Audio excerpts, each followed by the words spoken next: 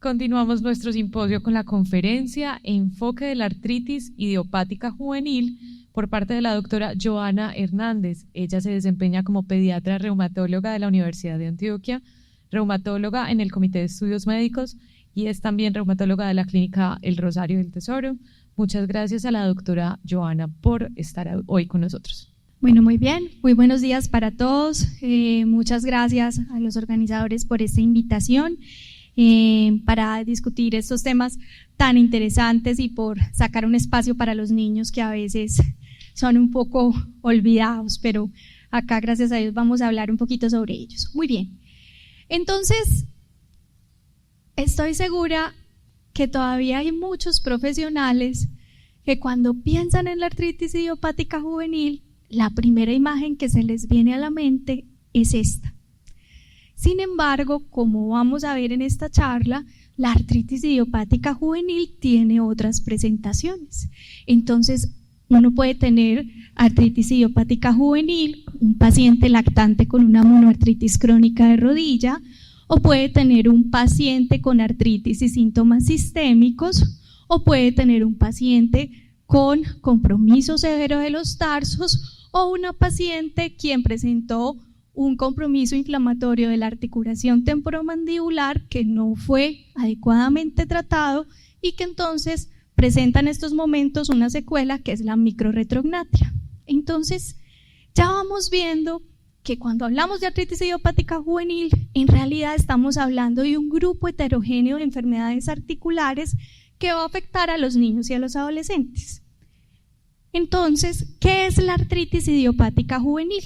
La mejor manera de entenderlo es imaginarnos que la IJ es un vaso o un florero en el cual vamos a echarle muchos tipos de flores. Entonces, la artritis idiopática juvenil en realidad es un grupo de enfermedades crónicas articulares que afecta a los niños y los adolescentes, que tiene una evolución crónica, o sea, que tiene más de 6 semanas de duración, de causa desconocida. Este punto es muy importante porque la artritis idiopática juvenil no es la única enfermedad que causa artritis en los niños y sobre todo que se presenta en menores de 16 años. Entonces, esas enfermedades yo las voy a clasificar de acuerdo a los signos y a los síntomas que se presenten los 6 primeros meses de evolución de la enfermedad.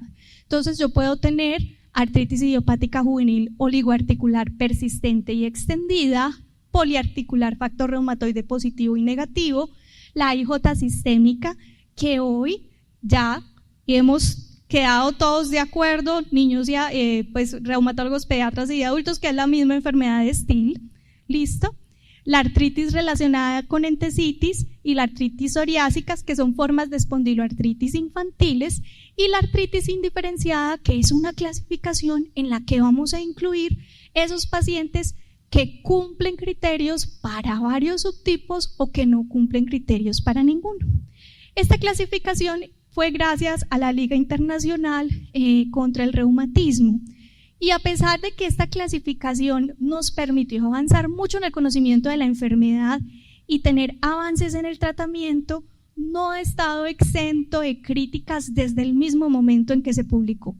Y básicamente el problema de esta clasificación es que no permite diferenciar cuáles son esas formas de artritis juvenil que son exclusivas del niño y cuáles son las formas de artritis juvenil que también se presentan en el adulto, con todas las implicaciones que tiene que en determinado momento no hablemos un mismo idioma. Actualmente hay una propuesta nueva de clasificación, sin embargo hasta el momento los primeros estudios que han salido en realidad no han mostrado una ventaja con respecto a esta clasificación, entonces creo que por un tiempito vamos a seguir utilizando esta misma clasificación. Entonces aquí es donde empieza lo interesante. Entonces aquí vamos a tener algunas fotos que van a tratar de ilustrarnos algunas de las características de estas formas de artritis. Entonces, la forma más frecuente es la IJ oligoarticular, y ahí quería comentarles que a pesar de que en los estudios esa es la que mencionan que se presenta más, nosotros no la vemos tanto. Entonces, la primera pregunta que nos hacemos es, ¿sí será que esos pacientes no nos están llegando? Entonces, si no nos llegan a nosotros, los tienen ustedes. Entonces, ojo porque eso tiene unas implicaciones.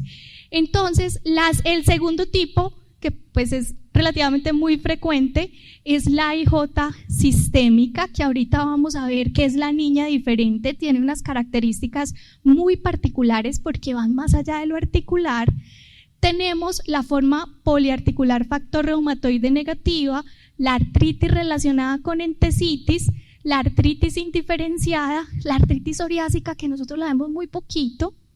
Y ojo, para que nos quede claro, la IJ poliarticular, factor reumatoide positivo, que es la que más se parece a la R del adulto, solamente es el 5% de los niños. ¿Listo? Entonces, por eso es muy importante que tengamos claro cuáles son las otras formas de AIJ. Entonces, muchos de ustedes pueden pensar que la IJ es una enfermedad muy rara, pero no es tan rara. De hecho, en algunos estudios se pudo establecer que su frecuencia es cercana, por ejemplo, a la de la epilepsia infantil e incluso al hipotiroidismo congénito. Aquí yo quería resaltar, además de estos valores que fueron gracias a una revisión sistemática que se hizo por ahí en el 2021, es importante que miremos que la oligoartritis es la que tiene la incidencia y prevalencia más alta y que la edad del debut, ellos ponen aquí que es 5.5 años, es una edad un poquito, pues son mayores, en realidad esta enfermedad debuta por lo general más pequeñitos, y que la poliarticular factor reumatoide positivo en realidad es la que menos incidencia y prevalencia tiene. Entonces eso va a ser importante en el enfoque que vamos a hacer. Entonces, ojo, muy importante, lo que Philippe les contó ahorita sobre el patrón de compromiso articular es fundamental en el enfoque. Sin embargo, cuando estamos hablando de artritis idiopática juvenil, déjenme contarles que no todos los pacientes tienen dolor. Hay algunos pacientes que pueden tener otras manifestaciones. Básicamente, los pacientes pueden consultar por presencia de rigidez o porque evidencian el edema articular o porque hay una alteración crónica de la marcha. Entonces me van a prestar mucha atención. Ese paciente que solo tiene dolor articular y no tiene otras manifestaciones clínicas es un paciente que muy probablemente no tiene artritis idiopática juvenil. Entonces, es muy importante que en la revisión por sistemas y en el examen físico el enfoque sea integral. Entonces, ¿cómo vamos a hacer para enfocar el paciente con AIJ y para poderlo clasificar? Entonces, vamos a tener en cuenta algunos factores demográficos, la edad, el sexo, el tiempo de evolución de la enfermedad, las características del compromiso articular, que son básicamente ¿qué? Primero, cuántas articulaciones están afectadas, si se trata de una oligoartritis o una poliartritis, si es un patrón de compromiso simétrico o asimétrico, si las articulaciones comprometidas son grandes o pequeñas articulaciones y cuál es la zona o segmento corporal que está predominantemente comprometido. Vamos a tener en cuenta otras manifestaciones musculoesqueléticas además del compromiso articular, obviamente las manifestaciones extramusculoesqueléticas, y vamos a mirar el papel de los estudios complementarios y las complicaciones. Desde hace algunos años les hemos hecho esta propuesta cada vez que nos vamos a enfrentar a un paciente con una sospecha de artritis idiopática juvenil. La idea no es que esto sea una cosa secuencial, sino que nos sirva para tener presente esas cosas que no se nos pueden olvidar cuando estamos revisando estos pacientes. Entonces, primero, yo tengo que definir si ese paciente lo tengo que hospitalizar o lo puedo manejar ambulatorio. Segundo, yo tengo que mirar si el paciente ya tiene complicaciones o si hay diagnósticos diferenciales. Tercero, tengo que revisar el carnet de vacunas. Eso es supremamente importante. Tengo que mirar si hay sintomáticos respiratorios en la familia. Tengo que mirar la historia personal y social y sobre todo en los lactantes y preescolares, fundamental, los hitos del desarrollo motor. Finalmente, debo analizar cuáles son los estudios diagnósticos más pertinentes. Entonces, para definir el ámbito de atención, esencialmente yo tengo que mirar cuál es el estado general del niño, cuál es el tiempo de evolución de la enfermedad, si hay complicaciones o si hay dudas sobre diagnósticos graves. Para la búsqueda de los diagnósticos diferenciales, complicaciones y evaluación del estado basal, yo tengo que hacer una historia clínica muy completa, identificar signos bandera roja, mirar si hay signos de compromiso extraarticular, muy importante el compromiso ocular, y si hay presencia de contracturas. Tengo que conversar sobre los antecedentes personales más importantes. También es muy importante en el adolescente hablar sobre la sexualidad, mirar el carnet de vacunación. Por favor, no le quiten la carne a los niños. Por favor, no le quiten la carne a los niños si tienen artritis juvenil. Lo hemos visto varias veces. No es una conducta pertinente. Los niños necesitan la carne, por favor, no se la quiten. Listo. Y en cuanto a los estudios diagnósticos, entonces la idea es que se soliciten según la sospecha diagnóstica, de acuerdo al estado basal y compromiso de órgano, y obviamente algunos estudios infecciosos para la gestión del riesgo. El mensaje grande, jóvenes, ojo que estamos hablando según la sospecha diagnóstica. No hay lugar, y lo vamos a mirar, para hablar de un perfil autoinmune. Eso no existe. No hay lugar para solicitar el estudio de factor reumatoide como una prueba de cribado. Ya vimos que el AIJ poliarticular factor reumatoide positivo es solo 5% de los niños con artritis. No tiene lugar esa conducta. Y por favor, no le pidan ácido úrico a los niños. Por favor, a no ser de que estén sospechando una neoplasia, que ahí pues donde hay un recambio celular rápido, una leucemia, pues usted está descartando alguna complicación. De resto, no tiene lugar en el enfoque inicial. Muy bien. Rápidamente, entonces hablemos del AIJ oligoarticular. Esta es la foto clásica de este tipo de artritis. En términos generales se trata de un lactante o un preescolar menor de 3 años que se ve así, bonito. No se ve tóxico, no se ve enfermo, no está pálido, y lo que está enfermo es la articulación. Cuando hablamos del articular es que es 4 o menos articulaciones comprometidas, pero esta forma de artritis, el 50% es monoartritis. Entonces, casi siempre esta forma de artritis le da más a las niñas, puede ser persistente o extendida, que después de 6 meses comprometa más de 4 articulaciones, va a prevalecer sobre todo en la rodilla, en los tobillos, aunque puede comprometer también muñeca y codo. Excelente estado general. Los reactantes de fase aguda casi siempre son normales, BCG y PCR, y tiene una complicación muy importante que es la uveitis, de la que vamos a hablar enseguida. Ojo con los diagnósticos diferenciales, monoartritis crónica, siempre descartar TB. Muy bien, entonces la complicación más temida es la uveitis. La característica de esta uveitis es que inicialmente el ojo es un ojo tranquilo. Al paciente no le va a ver nada y usted no le va a ver nada.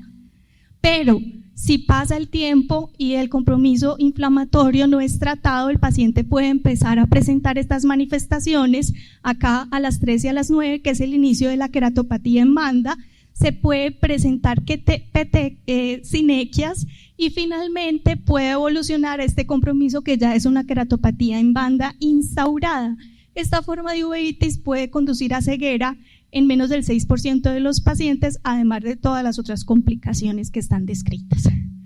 La AIJ oligoarticular también puede producir otras complicaciones, básicamente asimetrías de longitud, deformidad, atrofia y contracturas. Entonces, basándonos en el esquema que acabamos de mencionar, importante la evaluación interdisciplinaria del carnet de vacunas, y aquí fundamental, aquí sí les doy permiso que pidan anticuerpos antinucleares, porque en estos pacientes la presencia de anticuerpos antinucleares positivos se asocia a uveitis. Entonces aquí está muy bien indicado. No olviden que el principal diagnóstico diferencial es la TB, entonces hay que pedir una placa de tórax, una PPD o unos SIGRAS, y en algunos casos ante la duda será necesario hacer resonancia y biopsia sinovial. Vamos a la IJ sistémica. Esta es la niña diferente, por así decirlo. Es una enfermedad muy especial, puede estar presente desde el año de vida, afecta por igual a ambos sexos. El compromiso articular puede ser oligo o poliarticular, y además de la artritis puede producir mialgias, artralgias, y puede haber incluso compromiso extraarticular, que es una de sus características más importantes, como la presencia de fiebre en picos. Entonces, ojo con la fiebre. La semiología de la fiebre es muy especial. Los estudios que hemos hecho sobre la fiebre en nuestro medio es que interrogamos poco la fiebre. Entonces, ¿qué hay que interrogar de la fiebre? ¿A qué hora se presenta la fiebre? Si es en la mañana, si es en la tarde, cómo está el niño entre los intervalos y qué otros síntomas se presentan con la fiebre. Entonces, en esta enfermedad, la fiebre es vespertina. El niño se levanta muy bien y por la tarde es que le da la fiebre. Y puede presentar un brote que se llama evanescente porque el niño le da la fiebre y le da el brote. Se le quita la fiebre, se le quita el brote. Por eso se llama evanescente.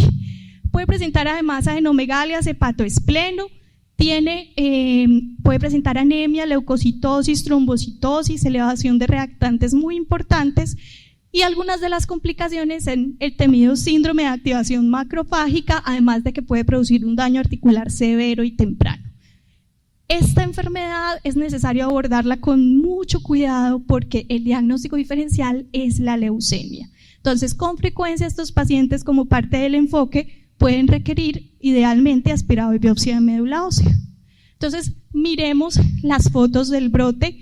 El brote tiene unas características muy particulares, tiene una presentación sobre todo proximal, una apariencia asalmonada. La vamos a encontrar sobre todo aquí en el tercio proximal de los brazos, de los muslos, en el tórax y puede comprometer también la cara y presentar fenómeno de Kepler.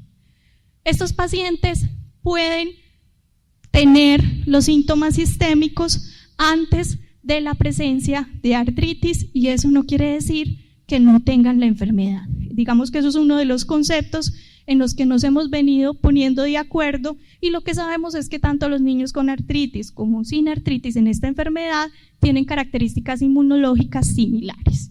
El síndrome de activación macrofágica es la complicación a la que más miedo le tenemos. Se debe a una tormenta de citoquinas por activación excesiva de los linfocitos T. Los macrófagos exhiben actividad hemofagocítica. Se puede presentar en varias enfermedades reumatológicas, pero es más frecuente en la IJ sistémica. Y como pueden ver, entonces, las características son que ese paciente pasa de tener fiebre vespertina a un patrón de fiebre casi continuo, pueden tener hepato, esplenomegalia, linfadenopatías y compromiso de diversos órganos y sistemas que pueden simular mucho un compromiso séptico.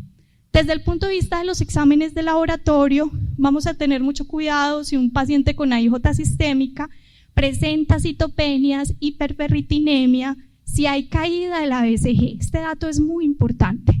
Ese paciente donde ustedes vean que la BCG está inapropiadamente normal y la PCR está muy alta, que presente esa disociación, ese es un tip para considerar que pueda estar cursando con un síndrome de activación macrofágica. Resulta que a veces puede ser muy difícil diferenciar actividad de la enfermedad con presencia de síndrome de activación macrofágica y entonces en el año 2016 se propusieron estos criterios que tenían una sensibilidad aceptable y una buena especificidad para tratar de identificar el síndrome. Sin embargo, ya en el 2019 se hizo otra propuesta que se conoce como el MS Score, ya que esos criterios del 2016 eran sobre todo para investigación y tiene una sensibilidad y especificidad bastante aceptables. Entonces se basa en la presencia de compromiso del sistema nervioso central, manifestaciones hemorrágicas, artritis y algunos parámetros de laboratorio. Entonces, de acuerdo a este estudio, en un paciente febril con sospecha de IJ sistémica, podemos hacer diagnóstico de macrófagos si el score es mayor o igual a menos 2.1. El principal diagnóstico diferencial es la leucemia, por favor no lo olviden.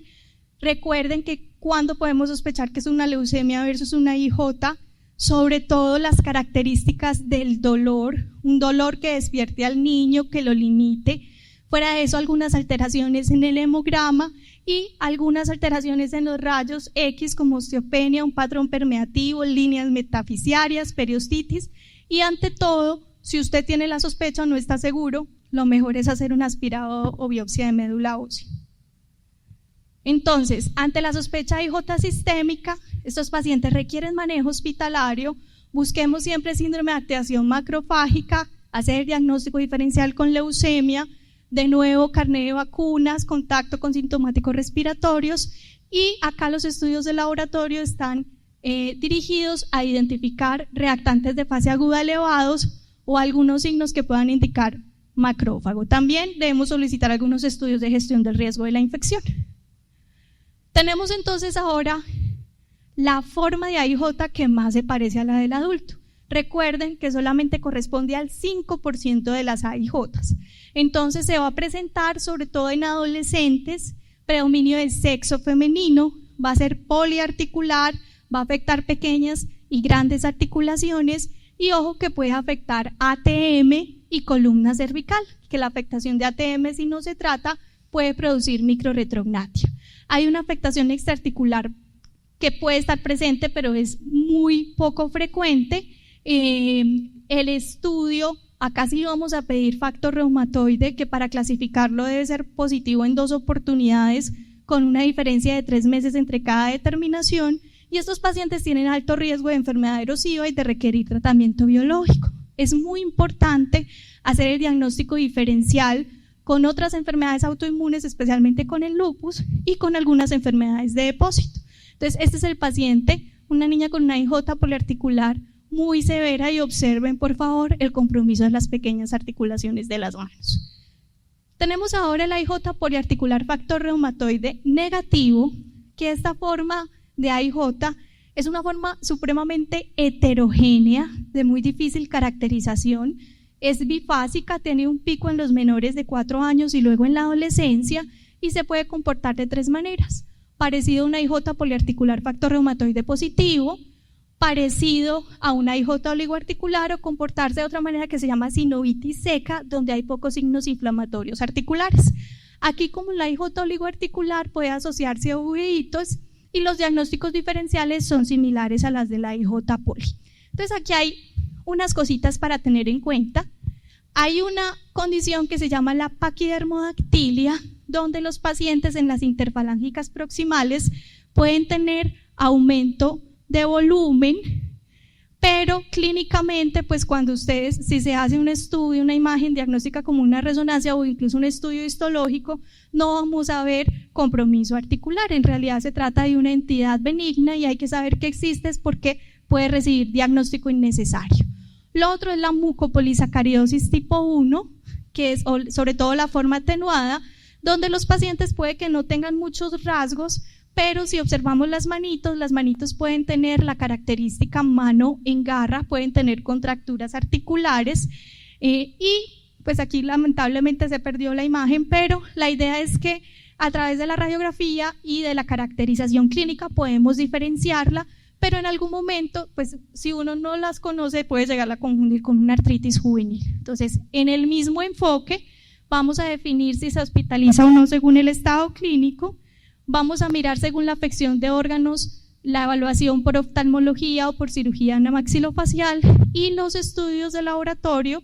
Entonces acá vamos a pedir factor reumatoide, acá vamos a pedir ANAS, los otros estudios según la sospecha clínica y la gestión del riesgo. Seguimos entonces con las espondiloartritis en los niños. Entonces es una artritis inflamatoria que eventualmente puede llegar a tener compromiso axial. Tienen HLA-B27 positivo en el 60%, predomina más en los hombres, y en los niños, a diferencia de los adultos, la presentación es sobre todo periférica, la presentación axial es poco frecuente. Existe mucha controversia en la clasificación porque la clasificación hilar solo contempla estas formas, mientras que estas otras, como la artritis reactiva, la artritis relacionada con enfermedad inflamatoria intestinal y la espondilitis anquilosante, no son consideradas en la clasificación. Entonces, tips claros: ojo con el adolescente que llega con Crocs, a no ser de que sea una preferencia personal, o con el niño que llega con zapatos que le quedan grandes, o con el niño que en el PEGALS, que es la estrategia de evaluación musculoesquelética rápida, no es capaz de caminar en los talones. Entonces, específicamente este niño que usa Crocs o que usa los zapatos grandes, hay que mirar si es que lo que pasa es que tiene un compromiso de la entesis aquiliana. Entonces, es una cosa que podemos mirar desde la clínica. Los pacientes van a tener típicamente compromiso en miembros inferiores, va a ser una oligoartritis asimétrica y puede tener compromiso de la centesis. Este es un trabajo que se hizo con la doctora Juliana Ledesma en Bolivariana, con la participación del doctor Carlos Jaime y la doctora Auralicia Zapata, en donde son niños de Medellín. Podemos ver que el 60% tenía HLA-B27 positivo, casi el 72% tenía entesitis, principalmente el tendón de Aquiles, y aquí el compromiso axial fue relativamente frecuente. Sin embargo, esta es una población de un tercer nivel, entonces posiblemente tengamos un sesgo de selección.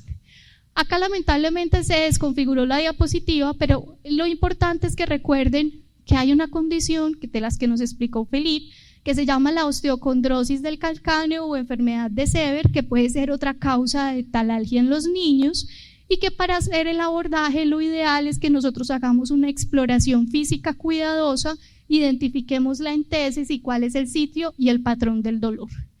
El 30% de los pacientes presenta tarsitis al debut. Esa tarsitis puede ser unilateral, puede ser bilateral severa como el pie del tamal que describe el doctor Rubén Burgos Vargas, y en algunos pacientes se puede presentar una forma muy grave que se llama la tarsitis anquilosante, en donde los pacientes van a presentar anquilosis de los huesos del tarso y un pie plano rígido. Este es un diagnóstico diferencial, este me lo mandaron a la consulta como una IJ. Se trataba de un niño que tenía estas callosidades talares. Cuando fuimos a ver y a buscar en la literatura, en realidad se conocen también como el signo del orador, o el signo del jugador de Lego dedicado, y es que casi siempre se presentan niños que juegan mucho tiempo sentaditos, entonces se presentan unas zonas de fricción en donde se pueden producir estas lesiones que son lesiones por fricción. Aunque el diagnóstico diferencial es amplio, lo importante para hacer este diagnóstico es que ustedes observan que aquí hay una hiperkeratosis y hay una hiperpigmentación que se produce por la fricción. No requiere ningún tratamiento específico y no es un compromiso inflamatorio. Muy importante esta forma de artritis, los pacientes hacen uveitis severas unilateral, es una uveitis sintomática unilateral pero alternante, puede llegar a ser supremamente grave. Además de estas formas de uveitis pueden hacer compromiso gastrointestinal, insuficiencia aórtica y falla de Medro. Entonces, recordemos estos pacientes, algunas de las manifestaciones que puede presentar. Y ya para finalizar, la artritis psoriásica juvenil tiene dos subgrupos, un subgrupo que son los menores de 5 años y los mayores de 5 años. En los menores de 5 años se puede parecer mucho una IJ oligoarticular y en los mayores de 5 años se comporta más como las otras espóndilo. Lo importante entonces, ante la sospecha de espondiloartritis, hospitalizamos según el estado clínico, buscar el manejo interdisciplinario, lo que ya hablamos sobre el carnet de vacunas, y acá sí es importante que además de los reactantes solicitemos el HLA-B27 y si hay sospecha de afección axial, la resonancia. Para finalizar, la artritis es un grupo heterogéneo de trastornos. La realización de una historia clínica completa y un uso pertinente nos permite hacer una adecuada aproximación y la remisión oportuna nos permite una instauración del tratamiento que incida en los desenlaces. Muchas gracias.